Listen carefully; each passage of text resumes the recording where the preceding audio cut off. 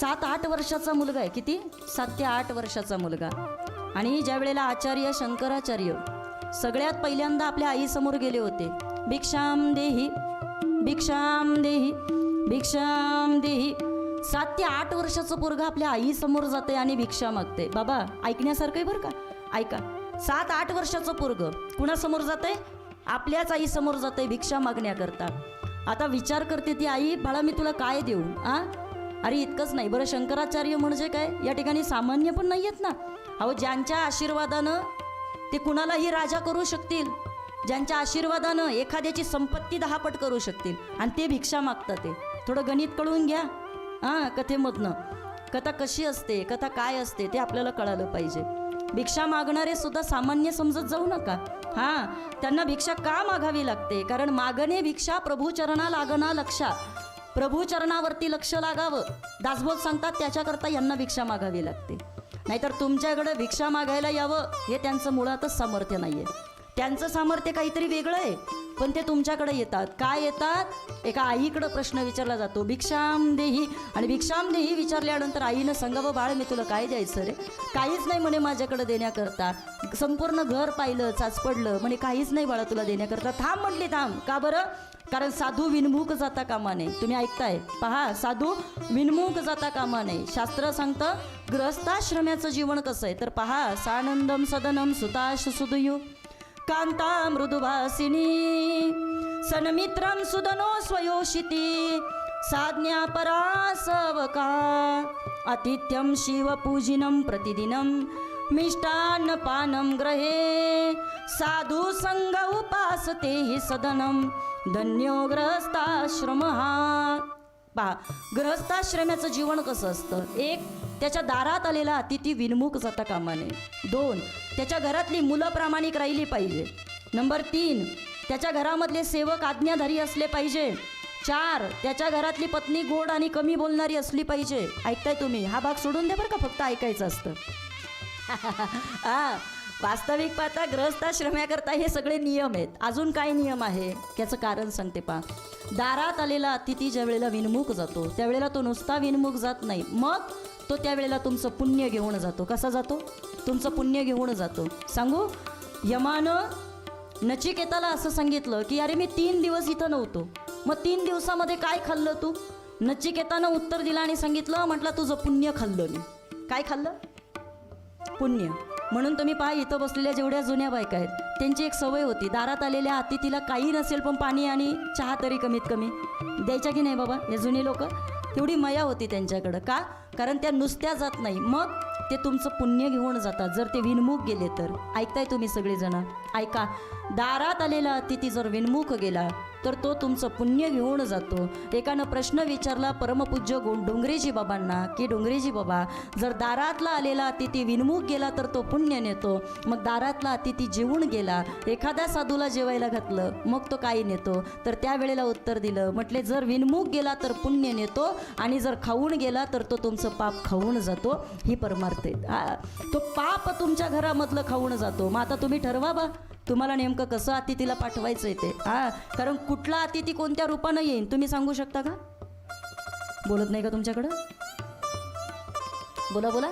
कुठला अतिथी कोणत्या रूपानं येईल हे तुम्ही सांगू शकत नाही. म्हणून एखादा गॅसवाला जरी आला, आमची आई म्हणायची की बाई काही नाही पण कमीत कमी त्याला पाणी तरी विचार.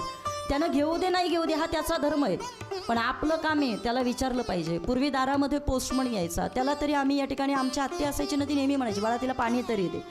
त्यानं घेऊ दे नाही घेऊ दे, पण तरी आपलं काम आहे आपण त्याला विचारलं पाहिजे. का बरं? पाण्यानं काय होतं बाबा? तेवढं सुद्धा पुण्य आपल्या पदरातनं जाता कामा नये. ऐका, गुरुचरित्र आपल्याला शिकवतं. त्यानं सांगितलं आईनं, बाळ थांब इथे म्हणे, जर तू असा गेला ना तर माझं पुण्य घेऊन जाशील. त्याला मोकळं पाठवायचं नव्हतं. बरं, या नाथ संप्रदायातल्या लोकांचं आहे ना फार अवघड आहे बरं का. त्यांचं कसं आहे माहिती आहे का? 3 वेळा ते आदेश फक्त 3 वेळा मागतात. किती वेळा? 3 वेळा. चौथ्यांदा नाही दिलं ना निघून जातात. जोरात आलक निरंजन आलक निरंजन आलक निरंजन निघाले. 3 वेळाच फक्त. थांबणार नाहीत ते तुमच्याकरता. त्यांचा एक नियम असतो. माता ऐका, इथं थांबली ती आई, अरे बाळा थांब थांब थांब. बऱ्याच उतरंड्या तिनं पाहिल्या आणि एका उतरंडीमध्ये 1 आवळा तिला सापडला. किती? इकडं 1 आवळा. किती? 1 आवळा सापडला. पाण्यामध्ये अश्रू आले आणि डोळ्यामध्ये पाणी आल्याच्या नंतर तिनं पाहिलं, म्हटली काय देण्याकरता आहे, तर एक आवळा, सामान्य आवळा देण्याकरता. पण चला, गुरुचरणी भाव ठेविता सद्भावे, तिने भेटे देव आपोआप. त्याच्या चरणावरती भाव असेल ना तर देव सुद्धा भेटतो, तो सुद्धा कृपा करतो. तिनं डोळ्यामध्ये पाणी आलं आणि तिनं सांगितलं, बाळ मला तुझ्याकडं देण्याकरता काहीच नाही, एवढा आवळा आहे. म्हटली चालेल का, घेशील का तू? घे म्हटली समजून. आता तुझी आई सुद्धा तशी. म्हटलं काय करणार आहे. शंकराचार्यांच्या डोळ्यामध्ये पाणी आलं आणि त्यांनी आई भगवतीची उपासना केली. आई जिच्या मनामध्ये देण्याकरता इतके. आणि सहसा तुम्हाला सांगते, ऐका बरं का, ज्याच्याकडं द्यायला खूप असतं ना, तो देण्याकरता कधीच सामर्थ्यशाली नसतो. अशी फार कमी लोक आहेत ज्यांच्याकडं आहे आणि ते देतात. अन्यथा आम्ही अशी लोक पाहतो का ज्यांच्याकडं काहीच नाही ना, त्यांनाच द्यायची जास्त इच्छा असते, ते जास्त उदार असतात आतून. हां, नाहीतर आमच्याकडं फक्त असं आहे की बाबा काही काही लोक फक्त दाखवताना खूप दाखवतात तो, पण आतून फार बाबा चिकट आणि कंजूस असतात. हां, फार कंजूस असतात. हां, सांगते मी तुम्हाला आणि वास्तविक पाहता आमचे गुरुजी म्हणायचे, जे कंजूस असतात ते श्रीमंत होतात. बघा, आता गणित पण सुटलं पाहिजे. पण आता ऐका इकडं असं म्हणतात दादा की आता काय केलं पाहिजे बरं. मग आता उत्तर ऐका. असं सांगितलं, आई भगवतीची प्रार्थना केली आणि सांगितलं, जगदंबा अगं जिच्या दारामध्ये आलो तिची देण्याकरता जर एवढी मोठी अंतःकरणातली पवित्रता असेल तर तिची परिस्थिती अशी ठेवशील का? जगदंबा मातेनं सांगितलं, तुम्ही सगळ्या विश्वाचे गुरु, तुम्ही प्रार्थना करा काय केलं पाहिजे. सांगितलं, परिस्थितीन प्रारब्ध बदलून टाका. इतकं प्रारब्ध बदललं बाबा, एक आवळा दिला पण 100 या ठिकाणी सोन्याच्या आवळ्यांचा पाऊस तिच्या दारावरती पडला. हां, हे प्रारब्ध तुमचं बदलण्याची ताकद आहे बरं या सगळ्या ग्रंथांमध्ये. आता आपल्याकडे हे चमत्कार वाटतात, आपल्याला वाटतं चमत्कार आहे, पण संतांना कुठले चमत्कार नाही दाखवायचे. लोक म्हणतात गुरुचरित्रामध्ये कथा आहेत आणि कथांमध्ये नुसते चमत्कार सांगितले. वास्तविक पाहता वैकुंठवासी गोंदवलेकर महाराज म्हणायचे, संत कधी चमत्कार करत नाही. चमत्कार ही संतांची सगळ्यात खालची पातळी आहे. तुम्ही ऐकताय सगळेजण, चमत्कार ही संतांची सगळ्यात खालची पातळी आहे. मग विचार करा संतांची वरची पातळी काय असू शकते. त्यांना चमत्कार करायची इच्छा नाही आहे, पण ज्या वेळेला एखाद्याला प्रचिती दाखवायची असेल, जेव्हा त्याला जागेवरती आणायचं असेल, तुम्ही पहा लहान मुलगा आहे बरोबर आहे, तो तुमच्यासमोर हट्ट करतोय, रडतोय, तर तुम्हाला तेच त्याला लहान भाषेतच सांगावं लागेल ना, बाळा असं करू नको रे, असंच म्हणावं लागेल ना. एखादा मोठा आहे, तुम्हाला त्याला त्या भाषेत सांगावं लागतं. आणि म्हणून या कथेमध्ये ही प्रचिती भक्ताला आली पाहिजे याच्याकरता आहे. पण आता ऐका, हे सगळं करत असताना यातनं लक्ष आपलं कुठंतरी बाहेर नको जायला, परत आपण जागेवरती आलो पाहिजे. म्हणून संत सांगतात की बिघडले देवा आणि भक्त, जीव शिवपणे दैवत, तया देव भक्ता एकात, करी तो सद्गुरु जाणावा. देव आणि भक्तापासून किंवा जीव शिव ऐक्याची जो ताटातूट होऊ देत नाही ना, तो आयुष्यामध्ये आपला सद्गुरू आहे. कोण आहे तो? आपला सद्गुरू आहे. ओव्या फार गोड आहे, तुम्ही पहा. जे करामती दाखवती, तेही गुरु म्हणी जती, परी सद्गुरु नव्हेती मोक्षदाती. पहा, मोक्ष देतात ते सद्गुरू. नुसते करामती दाखवतात त्यांना सद्गुरू नाही म्हणत आहेत. संत म्हणतात, आपली माता आणि पिता हाई गुरुची तत्वता. आपले मायबाप आपले गुरुच आहेत ना. उकसानकर बोला, मायबाप गुरुच आहेत ना आपले. परी पहिलं पार पाठविता, तो सद्गुरु वेगळाची. पण या ऐल तीरापासून पैल तीरावरती जो आपल्याला अलगत घेऊन जातो ना, तो म्हणजे श्री गुरु. कोणी? तो म्हणजे श्री गुरु. तसे तर आपले गुरु आहेत आईबाप, आपल्याला आजूबाजूला उपदेश करणारे गुरु पावलोपावली आपल्याला भेटतात. पण याच्यापेक्षा पलीकडे जो या सगळ्यात ना आपल्याला जो सोडवतो, तो म्हणजे या ठिकाणी आपला श्री गुरु आहे. आणि मग असं म्हणतात की चमत्कार आपण पाहिलं तर आपल्या अनेक कथा आपल्या डोळ्यासमोर येतात. आणि ज्ञानोबारायांच्या बाबतीमध्ये तर सांगितलं तर नाथबाबांनी सगळं वर्णनच करून ठेवलंय. रेड्यामुखी वेद बोलविला, गर्वद्विजाचा हरविला, शांती रूप प्रगटला ज्ञानोबा माझा. हा ज्ञानोबारायांचा चमत्कार आहे. बरं, एवढ्या चमत्कारावरती कोणी ज्ञानोबा थांबतात ते? मेले माणूस जित उठविल, सच्चिदानंद बाबा आदरे लेखकू झाला. जे जाळण्याकरता चालवलेलं, नाही कळलं तुम्हाला? झोपले का काय? जाळण्याकरता कळतं का? हां, जळणं आणि जाळणं लक्षात ठेवा जरा, ऐका. हां, जे जाळण्याकरता चालवलं होतं ना, हा, त्याला ज्ञानोबरायांनी जिवंत केलं आणि शके 1272 पै टीका केली ज्ञानेश्वरी सच्चिदानंद बाबा आदरे लेखक झाला. त्यांनी ज्ञानोबराया म्हणतात की या ठिकाणी ज्ञानेश्वरी लिहिण्याचं काम केलं. मग मला सांगा किती मोठा चमत्कार आहे वारकरी संप्रदायामध्ये. पण संत मुळात चमत्कारा करता नाही, चमत्कार आपल्या करताय हो. हां, मला सांगा तुम्ही दिवाळीचा बाजार घरी घेऊन आले आणि बाजार आणत असताना तुम्ही 10 किलो साखर आणली. किती? 10 किलो साखर. आणि ती 10 किलो साखर आणल्याच्या नंतर त्यातली मूठभर साखर तुम्हाला दया आली. तुम्हाला अशा मुंग्या दिसल्या जाताना तुम्हाला दया आली आणि बरं का मामा तुम्ही ती मूठभर साखर घेतली, त्या मुंग्यांना तुम्ही ठेवली. आता ऐका, आपल्याकरता तो चमत्कार आहे का? बोला की आपल्याला काय कौतुक आहे का त्याचं? 10 किलो साखरमधली आणि ताई मूठभर साखर तिथं मुंग्यांना दिली. काय चमत्कार आहे होतो? काहीच चमत्कार नाही. पण इकडं पहा ना आता सगळेजण, तो चमत्कार आहे ना कुणाकरता? त्या मुंग्यांकरता. हां, त्या मुंग्या एकमेकींना आतमध्ये गेल्यानंतर सांगतात, अगो काय सांगू तुला दिवाळीचं असं. हां, आणि अगो बाई कोणता तरी एक माणूस आला आणि त्यानं म्हणे एवढी मूठभर साखर ठेवली. हां, आता त्या मुंगीच्या दृष्टीनं साखर केवढी आहे? मूठभर आहे का? बोला ना, मूठभर आहे का? नाही नाही नाही, तिच्या दृष्टीनं मूठभर नाही आहे ती. संतांचं सुद्धा तसंच आहे. संत म्हणतात हे चमत्कार आहेत ना, हां, हे आम्हाला त्या मुंगींसारखे अशी मूठभर वाटतात. हां, पण याच्यापेक्षा ज्या वेळेला आम्ही ते प्रारब्ध बदलतो ना त्यावेळेला आम्हाला ते ढिगभर वाटतात. हां, म्हणजे ते त्यांचं तसं आहे, फक्त ते आपल्याला कळत नाही आहे. म्हणून ते संत जे सांगतात ते आपण श्रवण केलं पाहिजे. या कथेच्या माध्यमातून आपण ते ऐकलं पाहिजे. वास्तविक पाहता संतांना जास्त लोकांवरती विचार करावा असं वाटत नाही, कारण ते म्हणतात की लोक म्हणजे ओघ. तुकोबा म्हणतात काही उपयोग होत नाही तुम्ही लोकांमध्ये राहिलात तर. कारण का? ते तुमच्या उद्धाराचा मार्ग सांगतील असं अजिबात नाही आहे. तुम्ही पहा हल्ली समाजामध्ये जेव्हा जेव्हा लोक भेटतात ना ते फक्त दुःखच सांगतात एकमेकांना. कुणी आहे का असं जे आपलं सगळं सुख सांगतं? अहो 2 टाक्याचं ऑपरेशन झालं असेल ना, एखादा पेशंटला नातेवाईक बघायला आला ना ते असं दाखवतात जसं काय मोठं 15 टाक्याचं ऑपरेशन झाले. हां, दुखणं एवढीच असतं, पण आपल्याला कोणी भेटायला आलं का त्याला एवढं दाखवतो. आणि सुखाचं विचारा बरं. हां, आपण सुख एवढंसं सांगतो लोकांना, बरोबर आहे ना? कबीर महाराज फार गोड सांगतात. ते म्हणतात कोई तन दुखी कोई मन दुखी चिंता कोई उदास थोडे थोडे सब दुखी सुखी हरी के दास. तुम्ही आम्ही सगळी जण या ठिकाणी दुःखी आहेत बरं का. पण आता ऐका, या गुरुचरित्रामध्ये गुरु आपली परीक्षा घेतात आणि परीक्षा घेतलीच पाहिजे. मला काय म्हणायचं आहे ऐका, कोरोनाच्या काळामध्ये विद्यार्थी सहज पास झाले. चांगलं झालं का वाईट झालं? बोला जोरात. हां, नक्की कुणाकुणाचं मत आहे वाईट झालं? जरा बोट वर करा. हां, काय चांगलं झालं? आयतं पोरांना पास करण्यात आलं. आता शिक्षण बदलत चाललंय. 10वी पर्यंत मुलांना सहज पास केलं जातं, बरोबर आहे ना?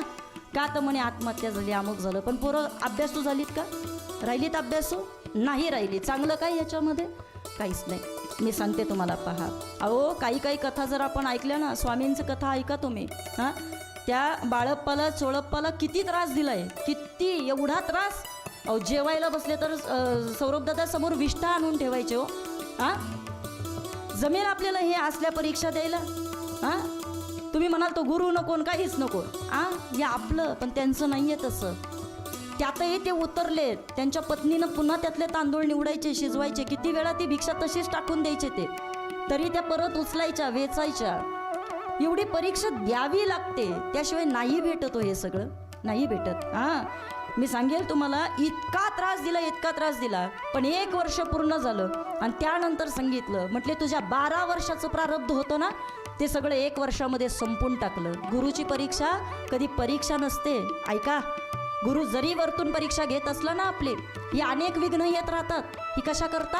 आपली परीक्षा पाहण्याकरता. पण या विघ्नांमध्ये सुद्धा जो टिकून राहतो ना तो खरा साधक आहे. तो खरा साधक आहे. आपल्याला टिकता आलं पाहिजे हो, परिस्थितीवरती मात करता आली पाहिजे. आणि ज्याला असं वाटतं ना, सुरुवातीला बघा तुम्ही या ठिकाणी आपल्याला प्रार्थना करावी लागते आणि मग त्या प्रार्थनेमधून आपल्याला या ठिकाणी देवाला सांगावं लागतं की देवा मला यातलं काही कळत नाही, मी अज्ञानी आहे बाबा, मला यातनं तू कसं तरी सोडव, मला यातनं बाहेर काढ. पहा तुम्ही. आणि मग हे कळताना सुद्धा आपल्याला काही कळत नाही हे सुद्धा माणसाला कळालं पाहिजे. काही लोकांची भक्ती सुद्धा इतकी विचित्र आहे. आम्ही काही दिवसापूर्वी एका पोलीस पाटलांकडे गेलो होतो. आता नाव नाही सांगत, जाऊ दे, सगळा महाराष्ट्र पाहतोय. हां, त्या पोलीस पाटलांकडे गेलो होतो आणि मामा प्रार्थना चालली होती. त्यांचा एक नियम होता, पूजा करतो ना आपण, पूजा सकाळची देवपूजा. हां, ते देवपूजा करताना सकाळी सकाळी त्यांचं मौन असतं आणि ते देवपूजा त्यांची चालू होती. बरं, तेवढ्यामध्ये एक दोन पोलीस तिथं आले. ते म्हटले अमुक अमुक असा हा म्हणे चोर पकडून आणलेला आहे. चोर त्यांनी असं खुणवलं, म्हणजे असा असा चोर पकडून आणलेला आहे, काय करायचं. आता पोलीस पाटील आहे ना, पहिले ते असं करत होते, काय म्हणायचे म्हणजे त्याला मारा. हां, पण यांना काही कळेच ना काय करायचं काय करायचं. मग शेवटी यांनी काय करावं.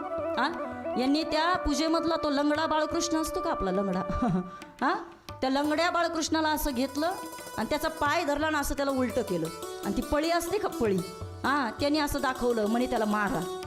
अरे बाबा, त्याला मारता येईल का नाही माहीत नाही, पण तू देवाला मारतोय ते बघ आधी. हां, भक्ती, अशी भक्ती केल्यानंतर अहो देव काय आशानं पावायचा नाही. तो काय बाजारचा भाजीपाला नाही. तो काय कसाही पावेल का आपल्याला, कसाही पावत नाही.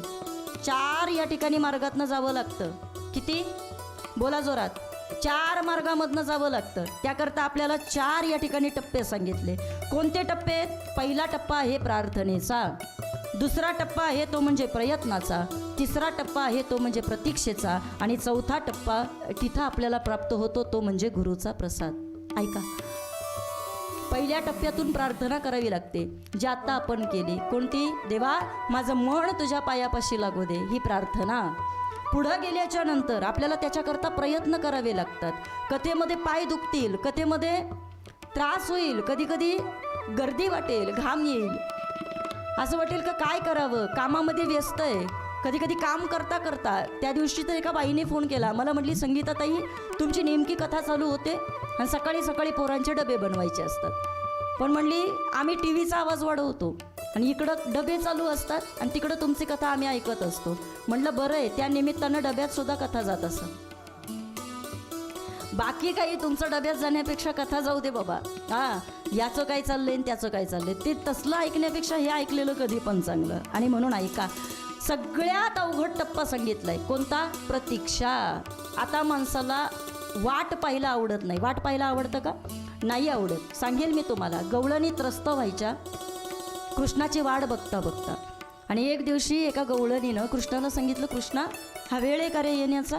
अरे किती वेळ झालं मी तुझी वाट पाहते. तिनं आपला भाव व्यक्त केला एका गवळणीमध्ये. तिनं सांगितलं, वाट पाहते तुझी मी किती रे, नाही आला तू यमुना तिरी रे. वाट पाहते तुझी मी किती रे, हा नाही आला तू यमुना तिरी रे. वाट पाहणं गवळणींना सुद्धा आवडत नाही. तर मग या प्रपंचामध्ये आयुष्य थोडं मिळालंय, आपण कशी वाट पाहणार हो? प्रत्येकाला काय वाटतं? लवकर मिळालं पाहिजे. कसं लवकर? वाट नाही पाहिजे आम्हाला. मग आता हे लवकर कसं काय बरं मिळेल हो बाबा, सांगा ना. मिळणार आहे का लवकर? अहो काय जुन्या माणसांनी काबाड कष्ट केले हो. हां, सोपं होतं का त्यांचं आयुष्य? किती कठीण आयुष्य जगली बा ही जुनी जुनी माणसं. हां हो आई, खरं खरं सांगा, काय सासुरवास होता हो पहिल्या बायकांना? तुमचं काय मत आहे? बोला बोला पटकन. एवढा सासुरवास. आता सुनवास चालू झालाय, सुनवास. पूर्वी एखाद्या बाईला लग्न करायचं असेल ना, तिला टेन्शन यायचं, कसं जगेल माझं, कसं व्हायचं बाबा. हां, हे पूर्वीचा काळ होता. आता तसं काही राहिलं नाही. ऐका, आता सांगते तुम्हाला. पण इतकंही बरं का, आमची आजी नेहमी म्हणायची, बाळ आईबापांकडं कष्ट सहन केले ना, नवऱ्याच्या राज्यामध्ये बसून खाशील. ती म्हणायची बरं का मला नेहमी, हां नवऱ्याच्या राज्यात बसून खाशील. पण ज्यांनी आईबापांच्या घरी लई मजा केल्यात ना, आता पुढचं नाही सांगत मी. चला, कथेपुरतं घ्या, पण लक्षात घ्या, प्रतीक्षा. तुम्हाला वाट पाहावी लागते. आणि सगळ्यात अवघड पायरी आहे ही. तुकोबांना विचारलं, तुकोबा देव भेटला का? तुकोबा म्हणले नाही भेटला. देव बोलला का? नाही भेटला. पण तुकोबांनी एक वाक्य आणि प्रमाण वापरलंय की शत एका तरी जन्माच्या शेवटी कृपाळू पोटी येईल दया. या जन्मात नाही येऊ दे, पुढच्या जन्मामध्ये देवाला दया येईल. तोपर्यंत पाहे प्रसादाची वाट. आम्ही वाट पाहत राहू. आम्हाला कोणती घाई नाही म्हटले. आम्ही वाट पाहत राहू. पण आता ऐका, या ठिकाणी हे सगळं ऐकण्याकरता आणि तुमची प्रतीक्षा वाढवण्याकरता तुम्हाला आधी ऐकावं लागेल, कथेत येऊन बसावं लागेल. ही प्रतीक्षा आहे तुमची सगळ्यांची आणि ही प्रतीक्षा इथं तयार केली जाते. तुम्हाला वाटतं ना श्री गुरूंचा आशीर्वाद मिळाला पाहिजे, तर तुम्हाला इथं बसावंच लागेल, तुम्हाला इथं ऐकावंच लागेल. तुमचे किती या ठिकाणी शारीरिक भूक असू द्या, पण ऐका. खरंच तुमचं लक्ष कथेत असेल ना, तर माणसाला देहाचा सुद्धा विसर पडतो, देहाचा सुद्धा त्याला विसर पडतो. मग आता ऐका, हे सगळं करत असताना संतांनी आपल्याला असं सांगितलं की प्रपंचामधलं यश प्रत्येक माणसाला गाठावंसं वाटतं की नाही? प्रत्येकाला प्रपंचामधलं यश गाठावंसं वाटतं. पण हे करण्याकरता जे सगळे ग्रंथ आपल्याला सांगितलेत ना, त्याच्यामध्ये सगळ्यात जुना ग्रंथ जर कुठला असेल तर तो ग्रंथ म्हणजे गुरुचरित्र आहे. सगळ्यात जुना ग्रंथ. का तुम्हाला जिथं जिथं प्रपंचाची उंची गाठायची त्याच्याकरता गुरुचरित्र तुम्हाला मदत करतंय. मग आता काय मदत करतं गुरुचरित्र?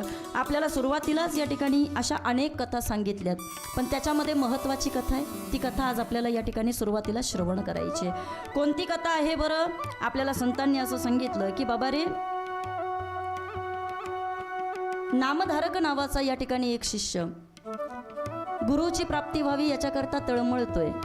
मला माझे श्री गुरु भेटले पाहिजेत, मला त्यांची भेट झाली पाहिजे.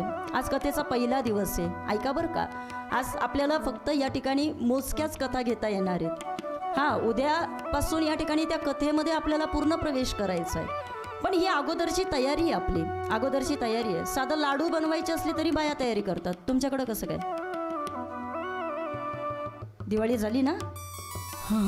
ऐका, साधं लाडू, अहो बाकीचं काय, पिकनिकला निघाले तरी 8-8 दिवस बॅगा भरतो आपण.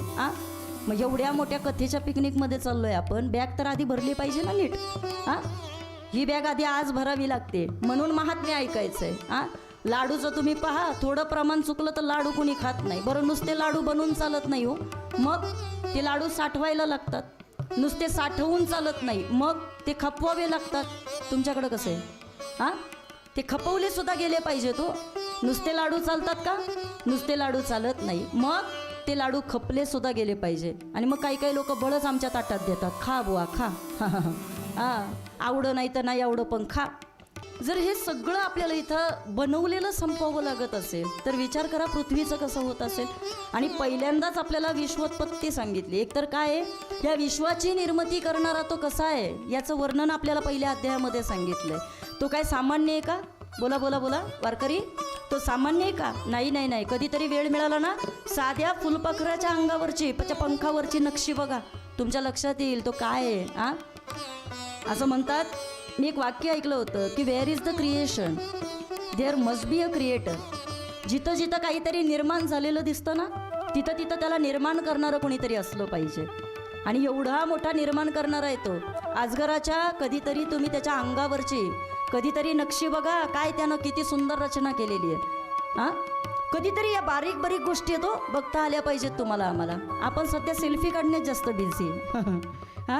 पण आता ऐका, आणि मग या सगळ्या विश्वाची निर्मिती करत असताना पहिले कोठेच नव्हते काही, चंद्र सूर्य तारा नाही, अवघे शून्याची होते पाही कानोबा तेरे तेरे ते. आणि मग तेथे एक ढालगज निर्माण झाली. या विश्वाची उत्पत्ती केली कशा करता? तर तुम्हाला आम्हाला परमार्थ कळायला पाहिजे आणि या सगळ्यामधनं तुमची आमची सोडवणूक झाली पाहिजे याच्याकरता.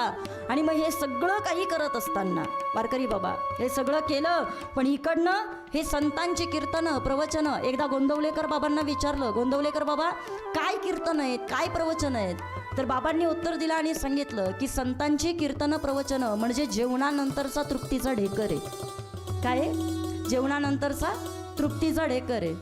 पण आता ऐका, लगेच त्याच्यामध्ये वाहत नाही जायचं. बाबा इतके खाली यायचे दादा, सौरभ दादा. त्यांना विचारलं मग तुमचं प्रवचन? ते म्हणायचे आमचं म्हणजे अपचनाचा ढेकर आहे. एवढं खाली येता आलं पाहिजे. ऐका, हा तृप्तीचा ढेकर आम्हाला इथनं मिळाला पाहिजे. पण तो कसा मिळणार आहे? चला सांगते तुम्हाला. कसं असतं पहा, काही काही लोक अशी आहेत का जी चिखलामध्ये सुद्धा कमळ शोधतात. चिखलामध्ये सुद्धा कमळ शोधतात. काही लोकांना चिखलातलं कमळ दिसतं, पण काही लोकांना कमळाभोवतीचा नुसता चिखल दिसतो. कळतंय का हो? का डोक्यावरून चाललंय सगळं? नाही, तुम्ही एकदमच टेन्शनमध्ये दिसताय, बारीक तोंड करताय. कबीरदासजी फार गोड सांगतात, बुरा ना कोई रुपया रंग से कहलाता है, दृष्टि भेद है जो गुण बतलाता है, कमल की कोई कली ढूंढता है, और किसे चांद में भी दाग नजर आता है. काही लोकांना चिखलामध्ये सुद्धा कमळ दिसतंय आणि काही लोकांना चंद्रामध्ये सुद्धा डाग दिसतोय. आता ठरवा गड्या आपल्याला कशात काय शोधायचं आहे ते. पण माझं आज काम आहे, मला आज कथेच्या मुख्य विषयांकडे यायचं आहे. आज माझ्या मुख्य विषयाकडे येत असताना या ठिकाणी सगळ्यामध्ये आपल्याला महत्त्वाचं एकच आहे, ते म्हणजे आज भगवान दत्तात्रयांचा जन्म आपल्याला कथेच्या माध्यमातून करायचा आहे. का दत्तात्रयांचा जन्म अवताराची कथा येते तर याचं काहीतरी सांगड आहे बरं का. जोपर्यंत त्यांना कथेत आणत नाही, जोपर्यंत त्यांचा जन्म करत नाही, तोपर्यंत पुढची कथा कळणारच नाही. आणि म्हणून आज त्यांचा आपल्याला जन्म करायचा आहे. ऐकताय तुम्ही? एकदा थोडंसं गाऊया त्यांच्याबद्दल आणि मग त्यांचा आपण जन्म पाहूया. सगळ्यांनी बोला, दिगंबरा दिगंबरा श्रीपाद वल्लभ दिगंबरा, दिगंबरा दिगंबरा श्रीपाद वल्लभ दिगंबरा, श्रीपाद वल्लभ दिगंबरा, श्रीपाद वल्लभ दिगंबरा, श्रीपाद वल्लभ दिगंबरा, श्रीपाद वल्लभ दिगंबरा, दिगंबरा दिगंबरा श्रीपाद वल्लभ दिगंबरा, दिगंबरा दिगंबरा श्रीपाद वल्लभ दिगंबरा, दिगंबरा दिगंबरा श्रीपाद वल्लभ दिगंबरा, दिगंबरा दिगंबरा श्रीपाद वल्लभ दिगंबरा, श्रीपाद वल्लभ दिगंबरा, श्रीपाद वल्लभ दिगंबरा.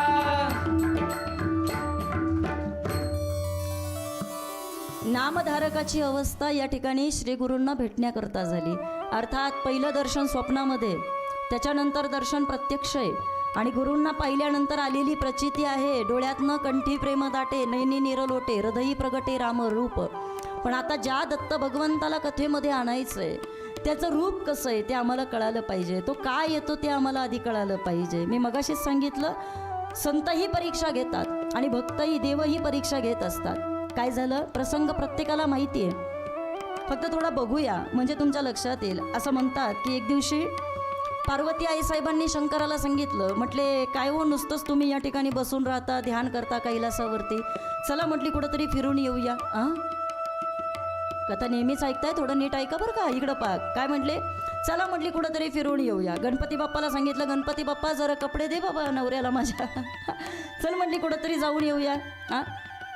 असंच झालं. कुठं, लक्ष्मी आईसाहेबांनी सुद्धा विष्णूला सांगितलं, म्हणले काय हो म्हणे, आपण एकाच ठिकाणी बसून असतो, मी सतत तुमच्या पायापाशी, पाय लक्ष्मीचे हाती, बरोबर ना, म्हणली सारखीच तुमच्या पायापाशी बसून आहे, चला म्हटली जरा कुठेतरी जाऊन येऊ. गरुड म्हटले बरंच दिवस झालं गाडी कुठं बाहेरच काढली नाही, चला म्हटले जाऊन येऊ आपण कुठेतरी.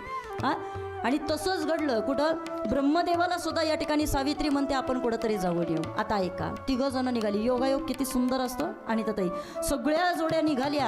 आणि ज्या वेळेला सगळ्या जोड्या, हे कधीतरीच घडतं बरं का, कधीतरी घडतं. सगळ्या जोड्या निघाल्या.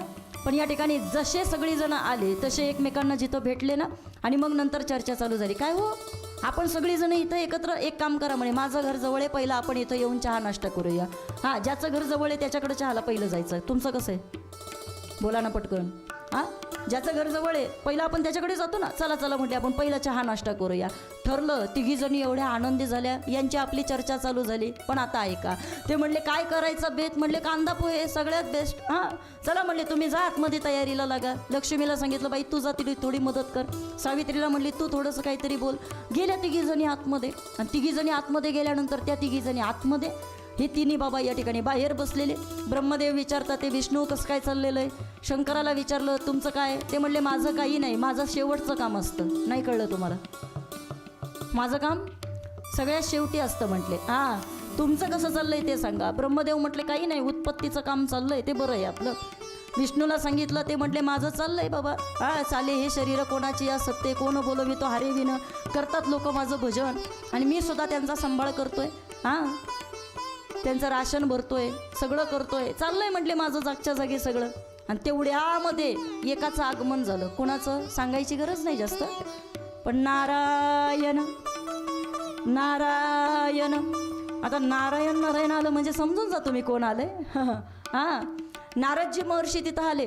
आणि जसे नारदजी महर्षी तिथं आले त्यांनी पाहिलं, म्हटले दोन काका एक बाबा इथं थांबायलाच नको बा म्हटले, हां इकडं नको बसायला म्हटले. का बरं? तुम्ही पहा, शक्यतो लहान लहान जी मुलं असतात ना, हां ती लहान लहान मुलं वयस्कर माणसांच्या समोर जास्त बसत नाही. का? कारण पहिलं पाहिलं का लगेच चालू होतं, काय रे गणितात किती मार्क पडले, ते नकोच म्हणते, याच्या पुढे जायलाच नको. हां बाकीचं काय पहिले चांगले प्रश्न विचारणारच नाही. ते म्हणले इथं नको जायला. मग म्हणले आपलं काम आतमध्ये आतमध्ये आतमध्ये गेलं पाहिजे, म्हणून आतमध्ये प्रवेश केला. या तिघींचं चाललं होतं. पहिल्या बऱ्या होत्या, पण आता ऐका, सगळ्यांनी सांगितलं. लक्ष्मी आईसाहेबांनी कौतुक केलं, सावित्री कौतुक करते. म्हणली नारदा अरे दमला असशील म्हटली, फिरून फिरून इकडं तिकडं जातो, कोणी तुला चहा देतं का नाही, पाणी देतं का नाही, सारखी कीर्तनं करत बसतो. नारदाला सांगितलं, नारदाला माझ्याकडे नका पाहू. हां म्हणले चल म्हणे ये, पहिलं त्याला अमृताचा रस म्हणजे चहा, पहिला अमृताचा चहा दिला छानपैकी. या ठिकाणी त्याला पहिलं पोहे खायला दिले. आणि मग म्हणले कसं झालंय, बरं आहे का? म्हणले छान आहे. आणि मग पार्वती आईसाहेबांनी विचारलं, काय रे काय सारखं त्या मृत्यू लोकामध्ये असतो, तिथं माणसं मरतात, जनावरं मरतात, हां काय? म्हटले तिथं पाऊस पडतो, कधी कधी मंडपच पडून जातो. काय म्हणले काय आहे म्हणे मृत्यू लोकामध्ये, काय सारखं मृत्यू लोकामध्ये जायचं काम आहे तुझं? त्यानं सांगितलं, म्हटलं ऐका काही असू दे, पण तरी सुद्धा कधीतरी पहिल्या पावसामध्ये येणारा मातीचा वास घ्या, तुम्हाला कळेल निसर्गाची काय किमया आहे. मरू दे माणसं म्हणे, पण जन्माला येणाऱ्या बाळकाला बघा, तुम्हाला कळेल या ठिकाणी त्या कोमल बाळाकडे पाहिल्यानंतर खरंच काय त्याचा म्हणे या ठिकाणी घरामध्ये सुगंध दरवळत असतो.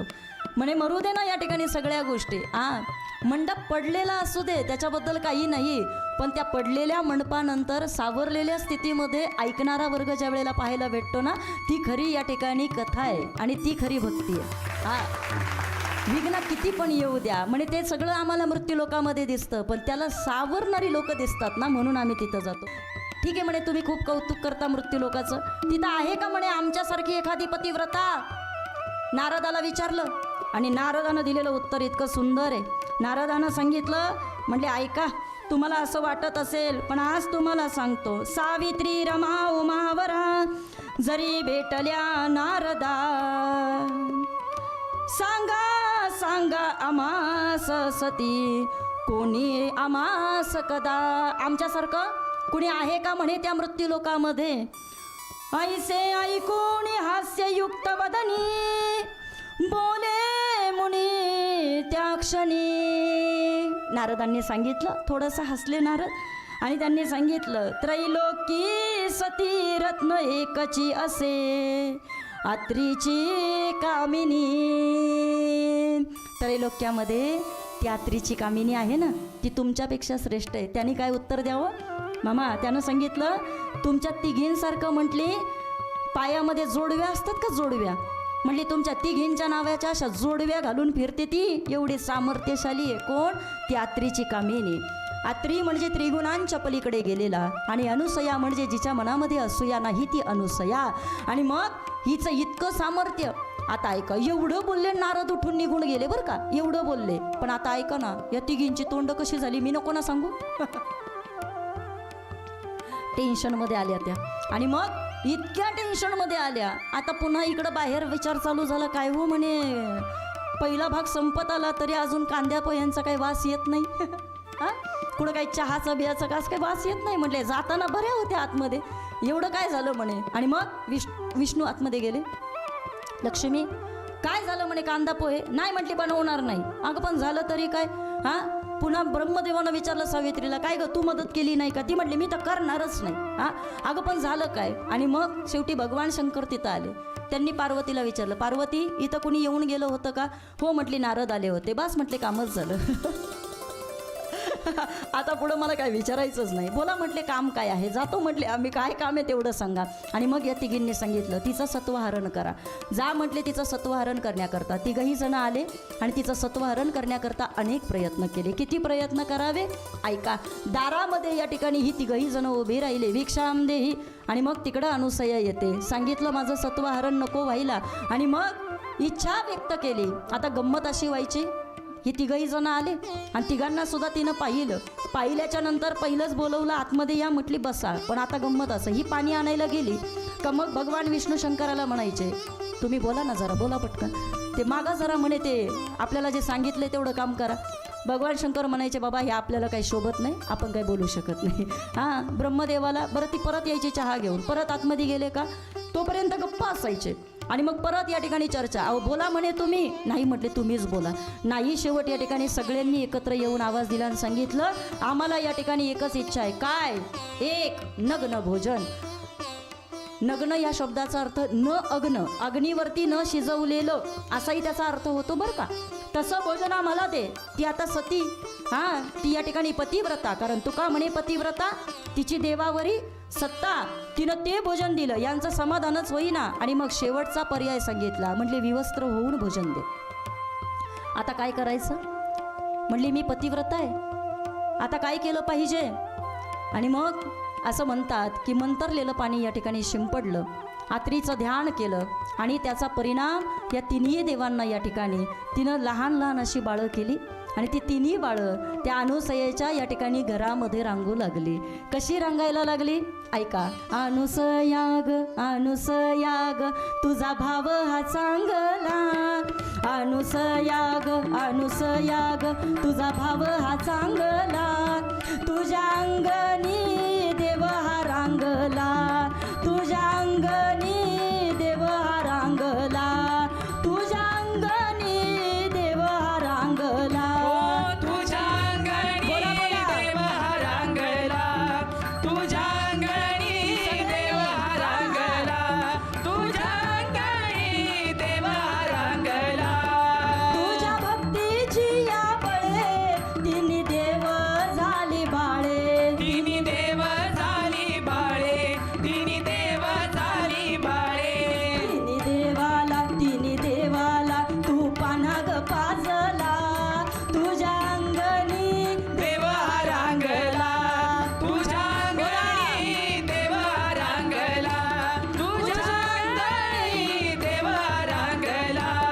तुझ्या भक्तीची या मात तू केला गारेचा भात, तू केला गाळेचा भात, तू केला गाळेचा भात. तिन्ही देवांना तू खाऊ ग घातला, तुझ्या अंगणी देव हा रांगला, तुझ्या अंगणी देव हा रांगला, तुझ्या अंगणी देव हा रांगला. दिगंबरा दिगंबरा श्रीपाद वल्लभ दिगंबरा, दिगंबरा दिगंबरा श्रीपाद वल्लभ दिगंबरा, श्रीपाद वल्लभ दिगंबरा, श्रीपाद वल्लभ दिगंबरा, दिगंबरा दिगंबरा श्रीपाद वल्लभ दिगंबरा. दिगंबरा दिगंबरा श्रीपाद वल्लभ दिगंबरा. अवधूत चिंतनम श्री गुरुदेव दत्त. अनुसयेचा भाव पाहिला ओ महिला वर्ग, आणि त्याचा परिणाम तुझ्या अंगणी, तुझ्या अंगणी. काय गोड बोलतात हो, एकदा टाळ्या वाजवा यांच्याकरता. हा तिचा भाव पाहिला आणि मग ही तिन्ही देव या ठिकाणी तिच्याकडे आली. आता पुढं काय झालं ते मला पुढच्या कथेमध्ये सांगायचं आहे. आता वास्तविक पाहता असं म्हणतात की तिन्ही देव तिच्याकडं रांगतात ते, पण आता इकडं 6 महिने झालं देवाचा फोन नाही. फोन येईल कसा? आता बाळं झाली ना, फोन कसा करतील? आणि मग असं म्हणतात 6 महिने होऊन गेले. शेवटी नारदांनी मध्ये आधी भेटायला जात होते. नारदांनी एक दिवशी विचारलं सावित्री आई साहेबांना, कुठं गेले म्हणे तुमचे देव? अहो म्हणे तिकडंच गेलेत, अजून आले नाही. काय करायचं? काही नाही म्हटले. तुम्ही जाता का? म्हटले आम्ही जातो ना. आता नारद आहेत ते काय चांगलं बोलतील का? काहीतरी बोलावं ना. काय सांगावं नारदांनी? इतकं वाईट सांगितलं हो देवांबद्दल. हां म्हटले काही बोलण्यासारखं राहिलं नाही म्हटले, काहीच नाही म्हटले. काय करता ते?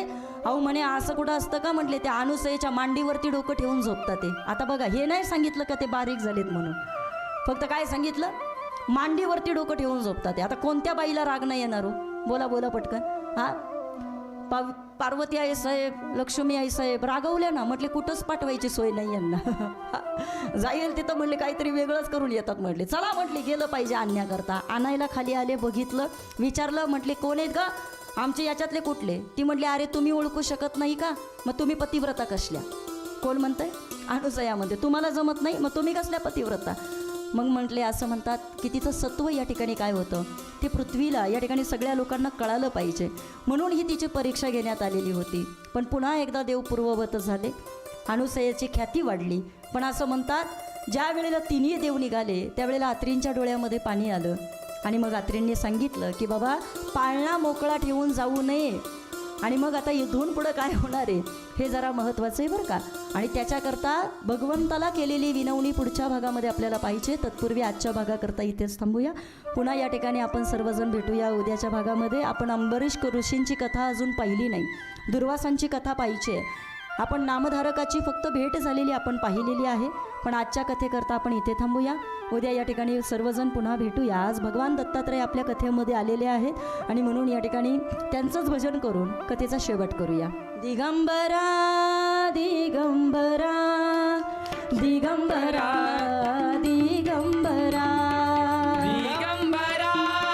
दिगंबरा दिगंबरा दिगंबरा दिगंबरा दिगंबरा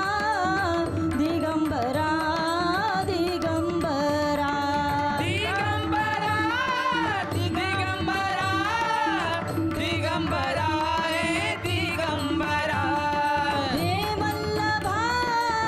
हे वल्लभा दिगंबरा हे वल्लभा हे वल्लभा हे वल्लभा दिगंबरा हे वल्लभा दिगंबरा दिगंबरा दिगंबरा दिगंबरा दिगंबरा दिगंबरा दिगंबरा रे दिगंबरा पुंडलीक वरदेव हरी विठ्ठल श्री ज्ञानदेव तुकाराम पंढरीनाथ भगवान की माऊली ज्ञानेश्वर महाराज की अवधूत चिंतनम श्री गुरुदेव